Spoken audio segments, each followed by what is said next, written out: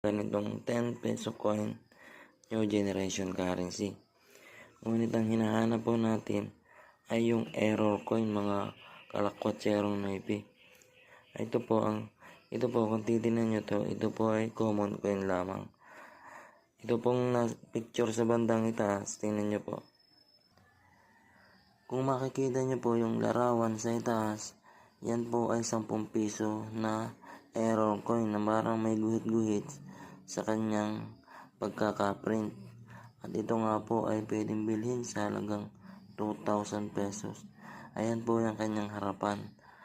At ito naman po ang kanyang likuran, mga kalakwatserong naipi.